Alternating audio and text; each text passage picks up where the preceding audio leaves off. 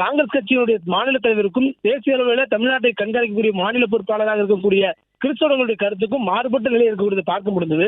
இது அரசியல் களத்தில் அதிர்வு மட்டுமின்றி திமுக கூட்டணி மற்றும் கூட்டணி கட்சியினரும் ஒரு அதிர்வு ஏற்படுத்தது.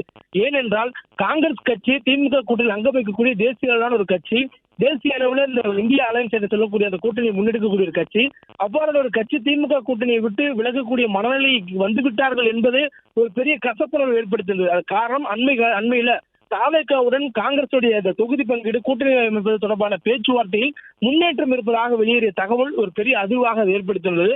அதற்கு பிறகாகவும் கூட அவர்கள் திமுக கூட்டணியில் தான் பேச்சுவார்த்தை நடத்தி வந்தார்கள். ஆனால் தற்பொழுது காங்கிரசுடைய நிலைப்பாடு என்பது 25 இடங்களை கொடுப்பதற்கு திமுக முன்வந்ததுக்கு பிறகாகவும் கூட அவர்கள் இதுவரையிலும் அந்த முடிவை ஏற்றுக்கொள்ளாத நிலை இருக்கிறது. காங்கிரசுக்கு எத்தனை தொகுதிகள் ஒதுக்கப்படுகிறது என்பதை பொறுத்துதான் கட்சியில் புதிதாக இணைந்திருக்கக்கூடிய மக்கள் நீதி மையத்திற்கும் அதே போன்று தேமுதிகவுக்கும் இடங்களை ஒதுக்கீடு செய்வதற்கு தொடர்பான இறுதி முடிவை திமுக தலைமை எடுக்க முடியும் என்ற அடிப்படையில் காங்கிரசுடன் இந்த தொகுதி பங்கீடு தொடர்பான பேச்சுவார்த்தை இறுதி செய்வதற்கான நடவடிக்கைகளை தீவிரப்படுத்தி வந்தார்கள். அந்த அடிப்படையில் அவர்களுக்கு 25 சட்டமன்ற தொகுதிகள் ஒரு மாநில இடம் கொடுப்பதற்கு திமுக முன் வந்திருக்கிறது. மேலும் உச்சபட்சமாக திமுக இதற்கு முன்பாக கொடுத்த தொகுதிகளுடைய வாய்ப்பு என்பது 21. ஆனால் இந்த முறை அவர்களுடைய கோரிக்கை அதிகமாக இருப்பதனால் கடந்த 2021 தேர்தலில் கொடுத்தது போன்று 25 தொகுதிகள் அதிகபட்சமாக ஒதுக்கீடு செய்ய முடியும். கூட்டணிக்குள்ளாக அதிகப்படியான கட்சிகள் வந்திருப்பதை புரிந்து கொண்டு கூட்டணிக்கு சாதகமான முடிவுகள் எடுக்க வேண்டும். எதிரணியில் இருக்கக்கூடிய தேசிய ஜனநாயக கூட்டணியை வலு சேர்க்கும் வகையிலான முடிவுகளை காங்கிரஸ் எடுத்துவிடக் கூடாது என்று திமுக வலியுறுத்திய போதும் திமுகவினுடைய அந்த 25 இடங்கள் கொடுக்கக்கூடிய நிலையை ஏற்றுக்கொள்ள காங்கிரஸ் இதுவரை முடிவு செய்யவில்லை. இது திமுகவுக்கும் காங்கிரசுக்கும் இடையில் இருக்கக்கூடிய இந்த சுமூகமான நிலையில் ஒரு சிக்கல் போக்கு ஏற்படுத்தி மட்டுமில்லாமல் பெரிய ஒரு மனக்கசப்பையும் ஏற்படுத்தியிருக்கிறது. இந்த மனக்கசப்பையும் இந்த சிக்கலையும் சுமூக நிலைக்கு கொண்டு செல்லக்கூடிய ஒரு முயற்சியாக இறுதிக்கட்ட வாய்ப்பாக சிதம்பரம் முதலமைச்சர் மு க ஸ்டாலினை சந்திக்க இருக்கிறார். அதே நேரத்தில் சிதம்பரம் முதல்வரை சந்தித்து அணுகுவதற்கு முன்பாக கூட்டணி தொடர்பான பேச்சுவார்த்தை அனைத்திலும் இடம்பெற்றிருந்த காங்கிரஸ் கட்சியுடைய மாநில தலைவர் செல்வபிரதியை அழைத்து தற்பொழுது சிதம்பரம் பேச்சுவார்த்தை நடத்தி வருகிறார், ஆலோசனை நடத்தி வருகிறார்.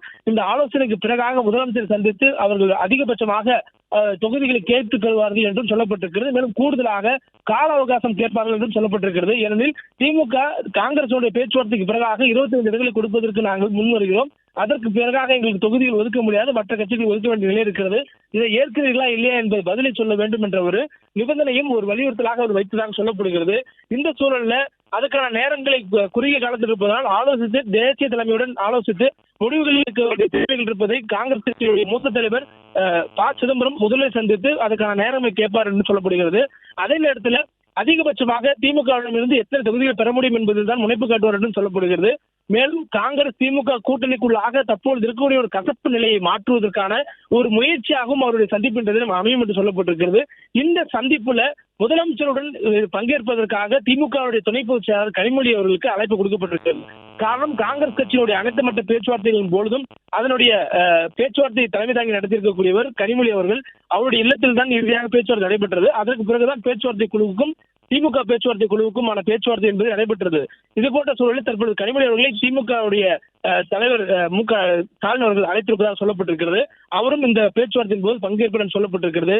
இதற்கு முன்பாக சி வேணுகோபால் வந்த போதும் கூட கனிமொழி உள்ளிட்ட தேசிய அளவிலான செயல்படக்கூடிய திமுக தலைவர்கள் இந்த பேச்சுவார்த்தையின் போது இருந்தார்கள். குறிப்பாக அமைச்சர் கே நேரு உள்ளிட்டவர்கள் இருந்தார்கள். அதே போன்று எம்பி நாடாளுமன்ற உறுப்பினர் ராசா, கனிமொழி கருணாநிதி உள்ளிட்டவர்களும் இருந்தார்கள். அது மட்டுமின்றி தொடர்ச்சியாக இந்த பேச்சுவார்த்தைகளை தேசிய தலைமையுடன் திமுக சார்பில் அணுகக்கூடியவராக கனிமொழி கருணாநிதி இருந்திருக்கிறார்.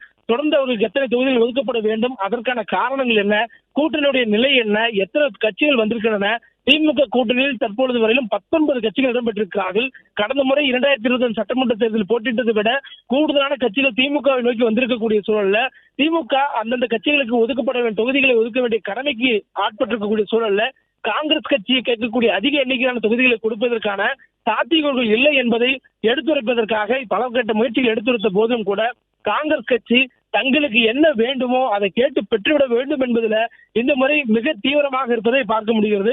அதன் அடிப்படையில தான் திமுக கொடுக்க முன் வந்திருக்கக்கூடிய 25 தொகுதிகளை கூட இதுவரை ஏற்காமல் தொடர்ந்து பேச்சுவார்த்தை மூலமாக அவர்கள் சுமூக நிலைக்கு உடன்படாது இருப்பதை பார்க்க முடிகிறது என்று சொல்லப்படுகிறது. இது போன்ற ஒரு நிலை என்பது ஒரு காங்கிரஸ் கட்சிக்கும் திமுகவுக்கும் இடையிலான கூட்டணிக்குள்ளான ஒரு கசப்பு நிலை, ஒரு விலகலான நிலை என்பது திமுக கூட்டணி கட்சியினருக்கும் ஒரு பெரிய அதிருப்தியை ஏற்படுத்தியிருக்கிறது. ஏனெனில் இந்த கூட்டணியில் காங்கிரஸ் உட்பட இருந்தக்கூடிய அனைவருமே கடந்த 10 தேர்தலாக ஒன்றாக தேர்தலை சந்திக்கக்கூடிய ஒரு கூட்டணியாக இருக்கிறார்கள். அதுவும் குறிப்பாக 2019 நாடாளுமன்ற தேர்தலும் அதற்கு பிரகாரம் நடைபெற்ற அனைத்து தேர்தல்களிலும் இந்த கூட்டணி ஒன்றாக போட்டியிட்டு இருக்கிறது. அது மட்டுமின்றி போட்டியிட்ட அனைத்து தேர்தல்களிலுமே இந்த கூட்டணி பெருவாரியான இடங்களில் வெற்றி பெற்றிருக்கிறார்கள். பிளே ஸ்டோர் மற்றும் ஆப் ஸ்டோரில் இருந்து பாலிமர் செயலியை QR கோடு மூலம் பதிவிறக்கம் செய்யுங்கள்.